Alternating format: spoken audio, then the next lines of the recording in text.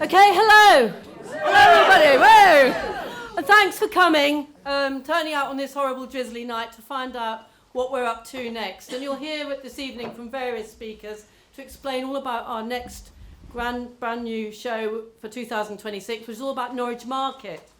Woo. But first of all, I've been dying to press the big button. We just need to do a little bit of housekeeping. There's a very important number one rule. That didn't work. Oh. Very important. It's a big button for you. Right, the other thing is that we're not expecting a fire alarm tonight, but if it does go off, yeah, if everybody can just leave in an orderly fashion, there's a fire exit in that corner, and you have to congregate outside St Peter Mancroft Church. Toilets are out there. There's more toilets on the first floor. Yes, and if you want to register an interest, there are postcards and stuff to fill out in the auditorium. Also, Nikki's asked me to tell you, if anybody does want to pledge any money to the crowdfunder tonight, you have to just do it with this QR code because there's no connection down here. Wi-Fi code. Yes, what did I say? Yeah, so if you can log on to this Wi-Fi, you'll be able to participate later. Oh yeah, that's what it's supposed to say. Can we just give you cash? Not going to say no to that, are we? So, as well as making outdoor theatre, this is a few of the other things that we do. We've got a shop called 185 Drayton Road, which is a creative and community support space. We also, every other year, are organising and running something called the Galley Hill Dash, which is happening again this year, and that will be in September. The next is a plaque, which is from Mosey's plaque, when we did some guerrilla activism. The next one, as you probably recognise, that's the back of John Bame, performing in what looks like Chapel Field Gardens in a summer a long time ago. We have the Common Lot Singers, who meet on a Monday night at St Catherine's Church. We are also a lead in the City of Sanctuary, where we organise the art stream and the art auction. And finally, another thing that we have is a large allotment. It's 4 allotments, all joined together in one large allotment, cunningly called the Common Plot. We're down there most Saturdays, and people are welcome to join us down there as well. Do you just stop soil there, topsoil there? See what you're doing there, John? Right, we do have a manifesto, which has handily enough been placed on a tea towel. If you do pledge any money to the crowdfunder, you will all receive a free tea towel for doing that with our manifesto on. And we'll be selling them as well during the show to raise some money. I'll just turn my page over. So the main thing that the Common Lot does is we make shows. We are a sort of civic storytellers. Oh, hang on. There's the big button again. Oh, there's our manifesto. And, here we are. And, yeah, we're sort of civic storytellers. We make theatre, we tell stories for, with, and about the people of Norwich. All of our shows are free, accessible, original, and very, very entertaining. Anyway, now we're coming on to our project for 2026. On the Her! 900 years of Norwich Market.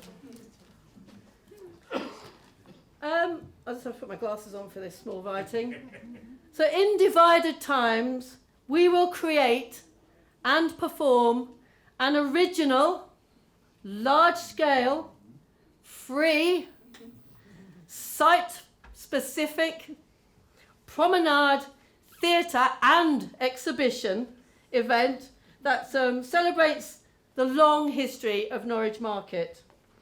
And with the support of the city centre partners, traders and public, we'll research and develop 150 plus participants and researchers, crew, performers and creators. The show in our much-loved panto documentary style will be seen by over 2,500 people over 6 nights in July.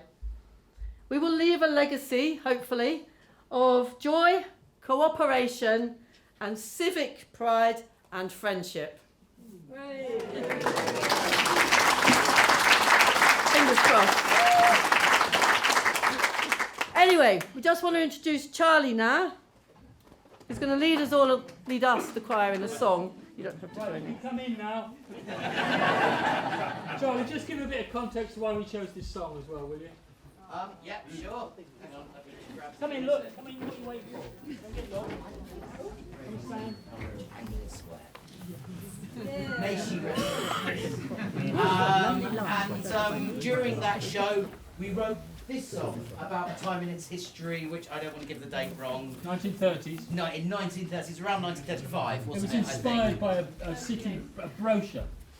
Yeah, a brochure of kind of what was called Shopping Week. So this is really about the area around what was, but not what was to become, but is no more Anglia Square, around Magdalen Street, and it's called Shopping Week. Just going to check I've got the pages in the right order first.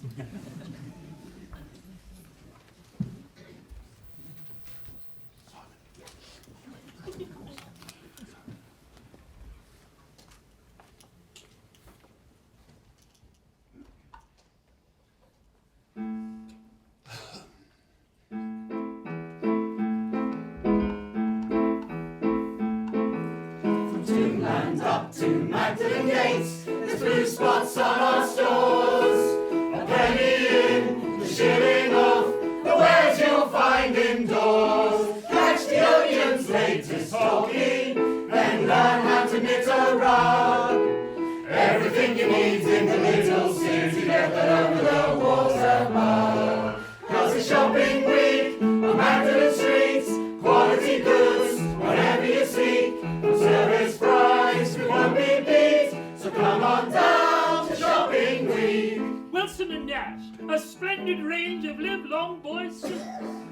Morley's, the password for fine quality gloves. Ethel's dressmaking fit for the modern woman.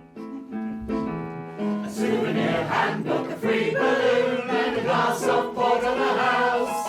For a looser boys and a spring in your step, treat your friends, treat your kids, treat your spouse. The latest styles all Norwich made, get a permanent wave for your hair. You always smile, go the extra mile, big city shops don't compare. 'Cause it's Shopping Week on Magdalen streets, quality goods, whatever you seek, for service price we won't be beat. So come on down to Shopping Week. Forsters and Sons and seeds for every man's needs. Woodruff Skulls Hospital for broken toys, eyes and noses for sale. Riseberries for Chroma Crab, the finest in the country. Bolt of Colgate, Muscombe, Magdalen, Sussex, Calvert, Fitz, St Augustine, the only streets we care to saunter. Every week, Shopping Week over the water. 'Cause it's Shopping Week on Magdalen streets, quality goods, whatever you seek, on service price we won't be beat. So come on down to Shopping Week. Shopping Week on Magdalen streets, quality goods, whatever you seek, on service price we won't be beat. 'Cause every week is Shopping Week.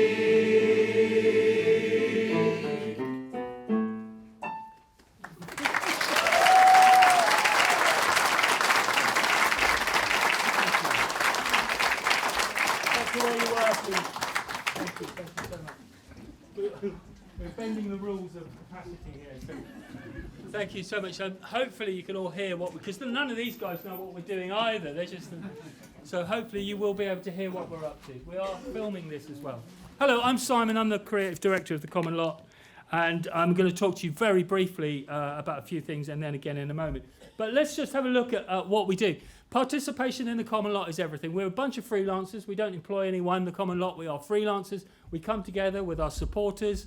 with our participants, with our volunteers, and we make something from scratch. Well, the whole process is an opportunity for participation. So you'll hear in a moment from some of the people who are doing some of the research or the story finding around the market, and you may have seen as you came in some of the pictures, some of those rolling slides are pictures that have been discovered and unearthed in the process of looking into the history of Norwich Market. So everything is about participation, everything is an opportunity for participation, and we're encouraging all of you as well to get involved. And of course there's levels of participation, but everything we do and everything you do to help with our projects is valuable, and we value it equally.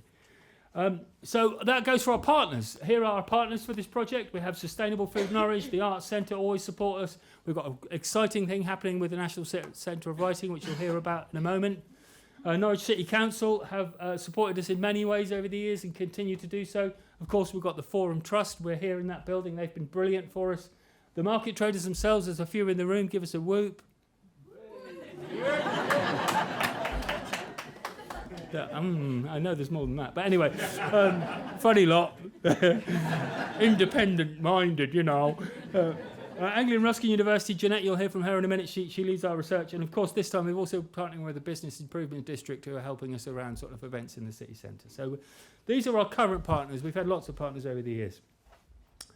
Okay, here's a metaphor. Where's this? The Hoover Man. I say when he leaves, he's going to leave a vacuum, isn't he? This is a bit of a metaphor for where we are. We're in a jumble.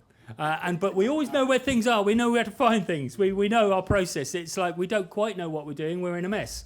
We've got lots and lots of Lego to play with at the moment, loads of research. We haven't yet built a play from it.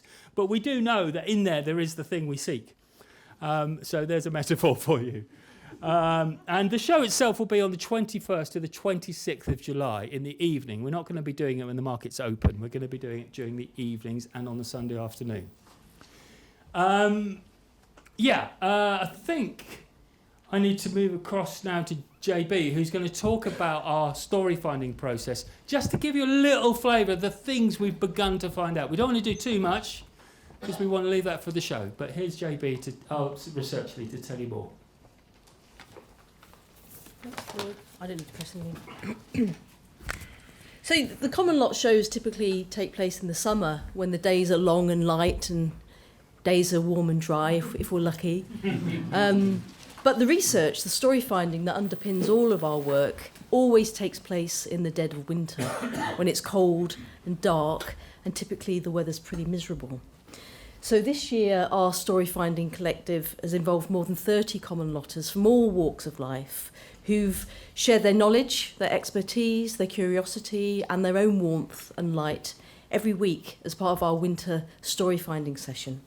So we've been working over the last 3 months together, and we've been meeting every week to rise to Floyd's really small challenge, which is to capture 900 years of the history and heritage of Norwich Market. And we've gone about that, as we always do, in a variety of ways and in creative ways as well. So some of the things we've been doing is we've been rummaging through archives and devouring published research. We've been interviewing market stall holders and speaking to people on the market about their stories, their memories, any anecdotes, because these are the kind of gems that Floyd can feed into the play and Simon, and that Charlie can build into the songs. We've been taking photographs to capture the visual history of the market, and we've been on walking tours to learn as much as we can about the market as a site of exchange, a site of trade, a site of political influence, a site of political dissent, and also a site of theatre as well. And it's many, many, many more things besides that. And we've also been responding creatively to our own research at every stage of the process. So we've been thinking about which historical characters we want to bring to life, and we've been thinking about how we might do that. We've been thinking about the unignorable stories about the market. You know, what can we absolutely not leave out, and how might they feature in the play? We've been imagining how we might bring market from the past and the present together, and thinking about the kind of conversations that a 14th century trade sort of stallholder might have, say, with the Hoover Man or with Heather from Lovering. I think Heather's here tonight. Is Heather here? Yeah. You know, what would you talk about if you met a trader from the 14th century? So you'll hear a lot more about the stories that we found when you come and see the play. But now we just want to whet your appetites. And 4 of our story finders are going to share the nuggets of their research with you. So our first story finder is Ali. Well, welcome up to the stage. Thanks, Ali.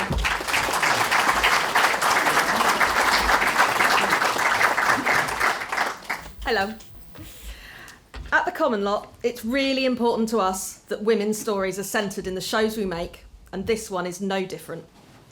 I got involved with the research for this show because I wanted to know more about how women have used the market space over the last 900 years.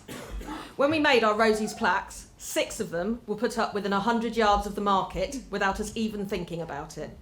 We've always been part of this space, and we're going to make sure that our audience get to meet the women who've passed through here. The early pictures of the market all show women working and meeting here. Pubs like the King's Head and the Waterloo Tavern were run by women. Alewives sold their beer, defied the price fixing and ignored their fines. And in 1739, the Swan, which had a theatre in it, made its boxes bigger to accommodate the larger skirts that were coming into fashion. It was also a place of fear and punishment for women. From the woman who had her throat cut by her ex when he saw her in new earrings and didn't even get her name in the paper, the headline declaring "Murder of a Wife," to the Norfolk farming women hijacked by highwaymen on the return from market in the 1700s, to those described as scolds, who could be whipped, branded, held in the pillory cage, and sometimes taken straight from there down to the ducking stool. Women were also part of the protest and revolt in the market over the centuries. Women led a riot there in the 1530s, a fact we only know about because of the punishments recorded against them.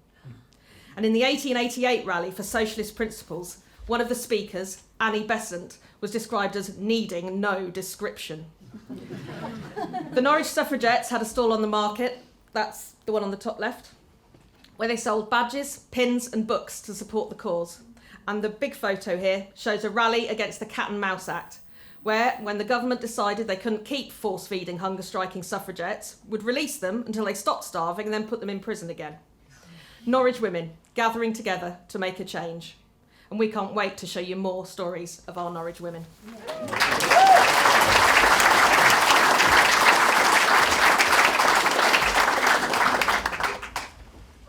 Right, hello. So, like a lot of people, I dropped history when I was at school, and until I was caught by the Common Lot, who then taught me the relevance of the past. So I got involved with this, and the market's been there for 900 years. It represents the unique DNA of Norwich, where we do different. And it's always been up that way, or as infidels say, recalcitrance. The story finders set out to capture some of this spirit. And knowing how Floyd loves a good, robust protagonist or two, casting his strongest actors, giving them the sharpest, funniest and often most poignant lines in the show. With this in mind, I kept an eye out for a suitable character, because after all, we are making historical pantomime. Oh yes we are. Very good, well done. So in my research, I was led to a fellow by the name of John Utting. He was a mayor of Norwich at the time of the biggest Civil War disturbance to affect the city. He was a royalist with a small r, who, despite living in the centre of what this area, which is a parliamentarian roundhead Puritan East Anglia, he did different. Quietly working to protect the market traders, the city churches, their tradition, and he saved Christmas.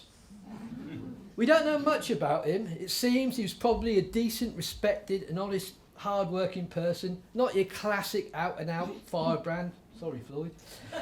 But he was later imprisoned for being a grand delinquent, so he must have had a bit of badass about him. However, he was pivotal, I can't say it now, so I'll move on swiftly, in events that started with his impeachment. History repeats itself. Rampaging butchers, a couple of thousand rioters, a man with a suicide hat, and it ended with the loudest bang heard in the 17th century.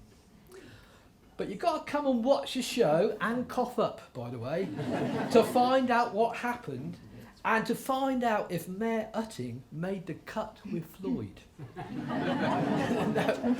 Thank you.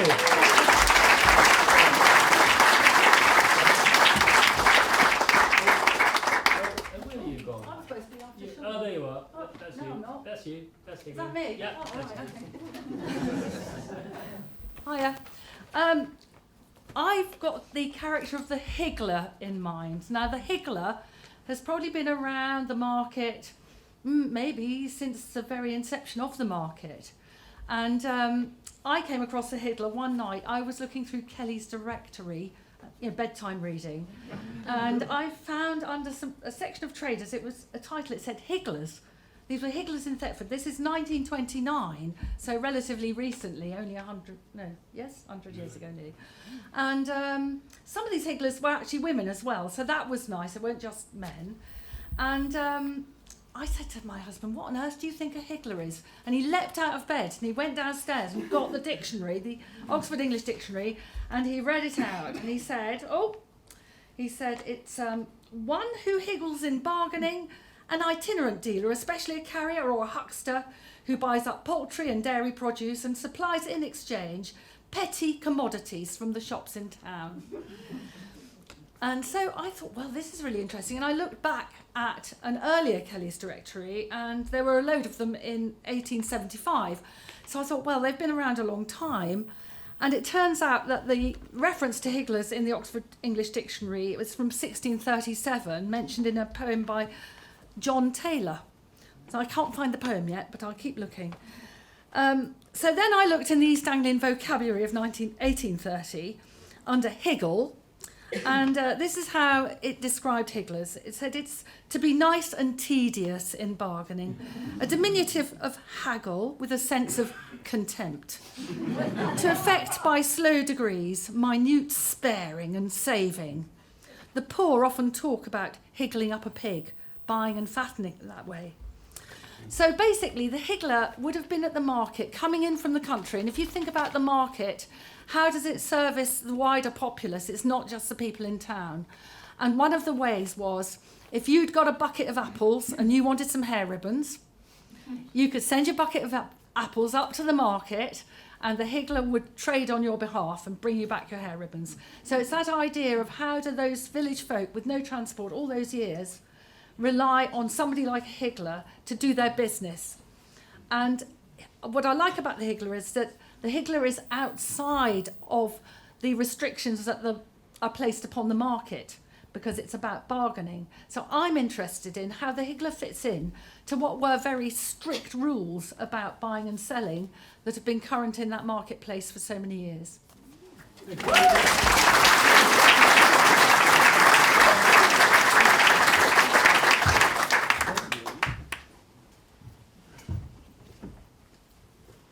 I'm Paul. I'm a kind of photographer. The reason I wanted to do the project is I've been living in Norwich for nearly 40 years. In other words, I come from London. Sorry about that. And one thing I realised when I came here was not the market is quite a focal point of Norwich. I always see people I know, who I find quite amazing. They're brought up in East London, you never meet anyone. Everyone goes back to the good old days. Norwich is amazing. And, well, it is a focal point of Norwich. If that went, where would Norwich be? It does seem, everyone seems to come to the market. Hence, I wanted to do a portrait for years, but I've always bottled out. And I came up, for some reasons I said, yes, I'll do portraits. And to be honest, this man, Alfie, if it wasn't for him... He's here, isn't he? I'm not sure if he's in. Is he Alfie here? Oh, it's a pity. He's amazing. He's taken me around all the, so far, taken me quite around a lot of the market stalls, introduced me to the traders, because to be honest, what's the stall by itself? It's just there's nothing, it's the traders that make the market. And he's been amazing, to be honest, absolutely amazing. And I'm trying to badger him next week, so I got some slight issues with my account, on my what I hit last week. So he's going to be photobombed. So, yeah, it's amazing. He's an amazing bloke. And, yeah, I hope his business flourishes, because he's got very friendly. What's really it's the main thing for a trader. And this lady, I don't really know her name, but she put up with me. The first time I got to her, she was having her breakfast, so I scuttled off and had coffee. And yeah, it was nice that she actually just took the time and let me take photographs of her. So hopefully, these ladies and the man is amazing. Lucy's chips. It's quite amazing. The first time I met him, all they do was giggling, and the lady beyond, you're all right, you want to put a lippy on. I said, don't worry at the moment. They were fantastic, to be honest. I really enjoyed it. I really did enjoy it. We ended up in giggling, really. So I want to do them again, because I was not happy what results I got. But yeah, they're going to be collared the next few weeks, and then yeah, I'm appreciating it, because they don't have to do it for me. I'm a bit of an interloper for the common lot, so it's a nice way to do my bit. Right. Thank you, Paul. Brilliant.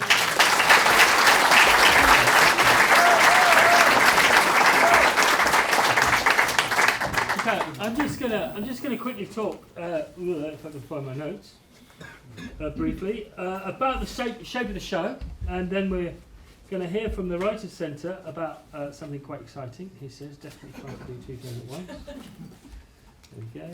I'm just going to talk to you about the shape of the show, how we see it, what the vision is. We haven't got anything down on paper yet, but we are beginning to structure and find all these wonderful bits of Lego. This is the 18th century, I beg your pardon, known as the coaching era. There were 70 different pubs in and around the market during this time. Thriving. Norwich is England's second city at this time. I could talk to you a lot about this era. I just want to read you something that was described of this era. List of characters. So basically, the Reverend Joshua Larwood, a current country rector, wrote of Gentleman's Walk on 1800. The walk on market day is thronged with a collection of very interesting characters. The merchant, the manufacturer, the magistrate, the provincial yeoman, the militia officer, the affluent landlord, the thrifty and thriving tenant, the independent farmer, the recruiting officer, the clergy, faculty, barristers, and all the various characters of polished and professional society. In short, a proud sense of bustle and business, health and wealth, prosperity and pleasure.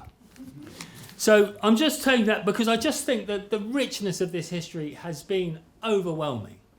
And just show you another slide here, just to show you various different things here. These are the wonderful mountebanks. The whole market was surrounded by theatre companies that started the Theatre Royal, for example, the company of comedians, people selling their medicines, people standing on the back of carts, people showing rattlesnakes in pubs, people showing, and of course we got the modern stories like this, the grumpiest man in Norwich, who's actually a darling, a really lovely man, and a brilliant source of knowledge. He got a bad back because he's been on the hut all his life. We have these amazing processions. Mushy peas have been with us for hundreds of years. Literally, hundreds of years. It's all we used to eat, and herring. We've got the market traders, we've got the Norman conquest, we've got where the different things were in the market over the centuries, and right in the middle, who's that man? Oswald Mosley. Yeah, under the Duke of Wellington statue that got removed to the Cathedral Close. But also under the cathedral, under that statue, we had the great socialists, William Morris, and the anarchist Propotnick, speaking in the marketplace in the 1800s. I mean, incredible history of political engagement as well as trade. So, what a rich history. How the hell are we going to make a show out of it? Well, we have some ideas, so let's just show you. I'm going to walk around with this. So, if you imagine, I don't know if the map readers, but this is our first stage outside Primark on the Hay Hill. We're going to do 20 minutes of horrible histories there. Then we're going to walk people through up Pudding Lane, where the pedlars were, and up past the churchyard of St Peter Mancroft, and across and into round by the Forum outside here, which is where that coaching era was, those pubs in all that space now that was Millennium Plain, all those pubs clustered into that tiny space, all those great theatre companies and players. And then we're going to sort of meet these people on their way there. And then we're going to come to our third stage at the City Hall, which will talk about the massive refurbishment of 1938. And of course we know about market refurbishments, you know, they're part of the story. But 1938 really was a huge refurbishment, a massive land clearance, a clearance of loads of old buildings, an expansion of the market, and the stripy tops that we see today, that's when that came in. So we're going to work on the steps of the City Hall, and if they'll let us on the balcony as well. And then we're going to let people encounter things in the market themselves, and that might be an exhibition, or it might be a picture, or it might be a poem that somebody's written, or it might be a piece of brilliant history in short form that people can read. And we hope to litter the whole market with things like this over the period of the show. So it's an outdoor exhibition.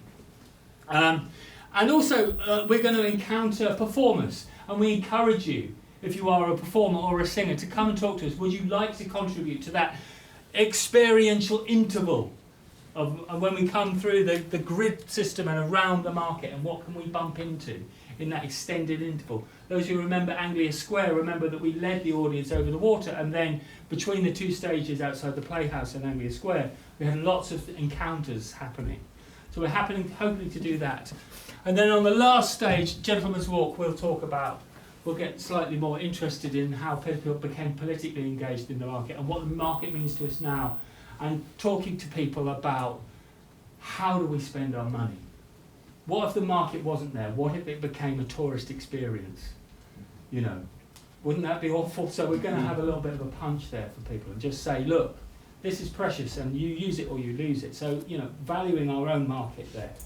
And that's our final stage. So really, that's the shape of the show. You've seen it, you don't need to come now. But that's what we're planning. And we're encouraging you to come and talk to us about whether you'd like a spot, whether you'd like to say something, whether you'd like a contribution to find its way into the exhibition or the walkabout performance or the play itself.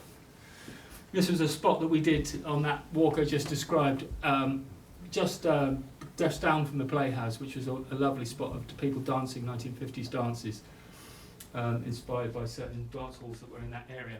So yeah, that was a lovely spot. So if you want to join us for a spot, that's what we've got various people in mind to ask to come and join us in this celebration.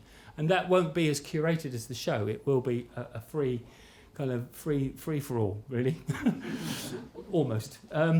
So our launch for participants, we're going to tell you what we're going to do and when we're going to do it more precisely when we know. But the participant launch is on that day, 22nd of March. And if you're interested, either tell us beforehand or come to that date. And this is 1938 refurbishment, if you're interested. Starting to build it, basically.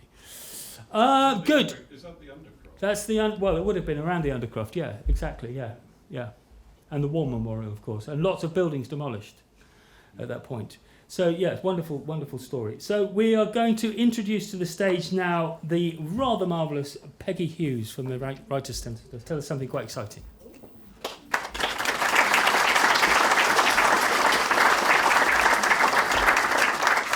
My misfortune to follow Simon.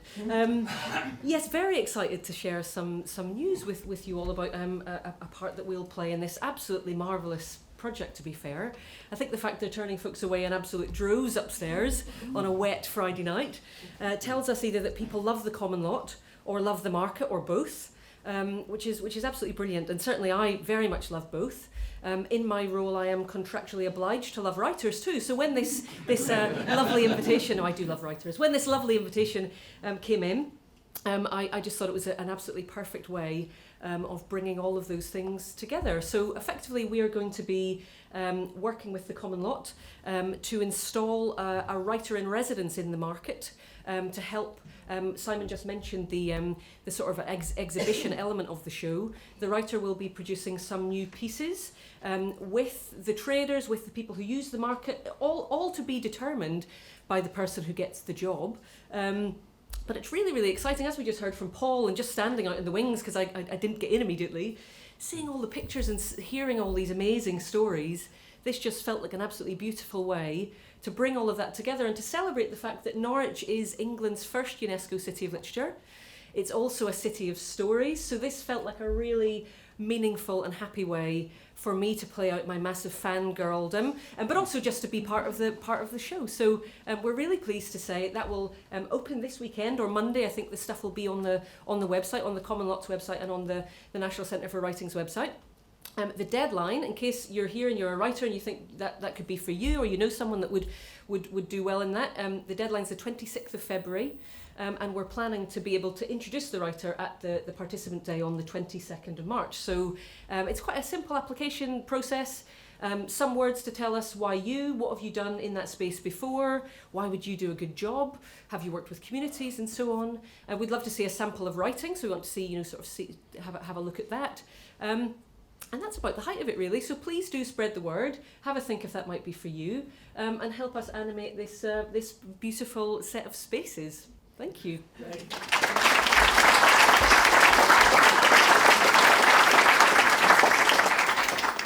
That's you. That's you. It's you. Hi. So you've been hearing a lot this evening about how the Common Lot is a participatory theatre company. You can come and make with us, you can sing, you can crew, you can perform. And now, if you can, and if you wish to, we're also offering the opportunity to participate by donating to make our next show happen. Our target is to raise £10,000 from the people of Norwich to make On the Huh. We've made a film here, which you can access, which is going live. And now is our moment. Okay. Okay, we're going to do a countdown. Okay, can we count down together? Is that too cheap? 5, 4, 3, 2, 1. And if you click on here, it's now live. So please donate. And the most important thing, Siobhan, who can't be with us today because she's in Laos, always tells us, if you can donate, that's great, but the second most important thing that you can do for us is spread the word. Tell your friends, encourage them to come and take part, and if they want to donate. Yeah, and we also have QR codes all about the place, you won't miss them. And we've got postcards as well that you can take with you to share with those people that you think might be interested in donating or participating. Okay, Thank you. that's that.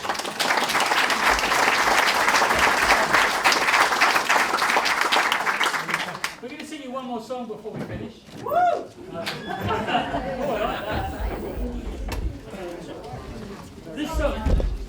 This song is called Radical City. It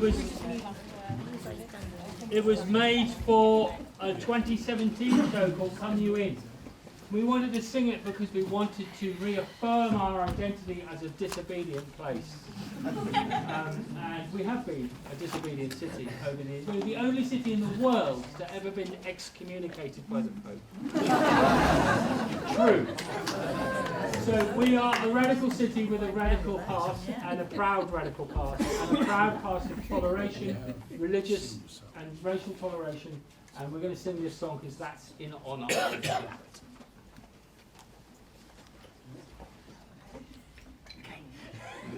Just so you know she's doing the solo. Yeah, she doesn't. I just told her. Oh dear. Oh, it would help if I turned the keyboard on, wouldn't it? Give me 1 second.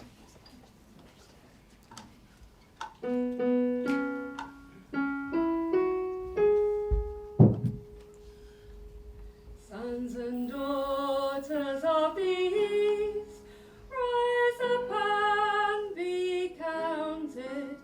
The time has come to speak in country and in town. Underneath the gentry's feet, the poor have been pounded. We will claim our liberty and throw our shackles down.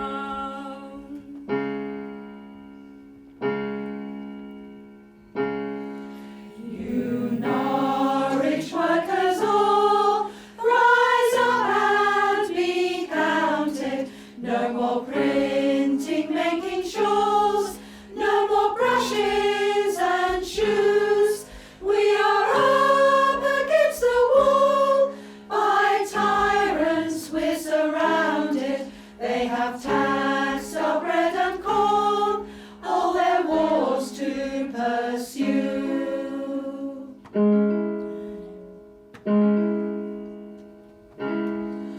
Brave women of the town, rise up and be counted. Oakley, Fry and Martineau, our rights we will defend, and slavery must go. Reform we have demanded, we will join against the foe, injustice to mend. People in the coffee house, rise up and be counted. Their religion we denounce, their politics we scorn. Deceived by wig and gown, new churches we have founded, and alone we will strike out. To freedom we are sworn. You followers of Kent, rise up and be counted. After all our blood and sweat, no changes have come in. Mr. Rock and death, the statesmen have compounded, but we will gather yet, revolution to begin.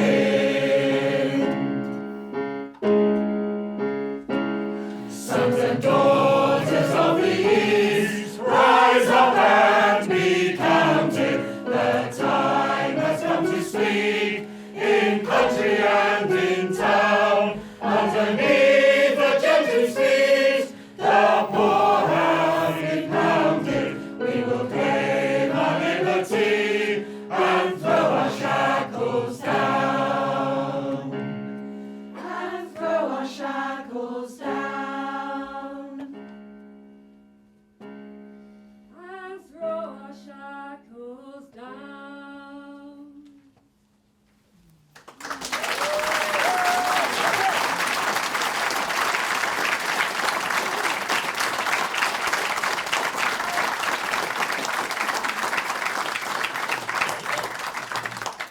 Just stay here. Okay, so just a few reminders. There are common lotters outside with clipboards, so if you want to leave your details about getting involved in the show, if you've got stories you want to share about the market, come and talk to us. There is warm spiced apple juice out there if you'd like to join us for a drink and mingle and chat. And most of all, thank you for listening. Thank you for supporting the Common Lot. And please, if you can, donate to help us to use brilliant theatre to bring our city together in divided times. Thank you.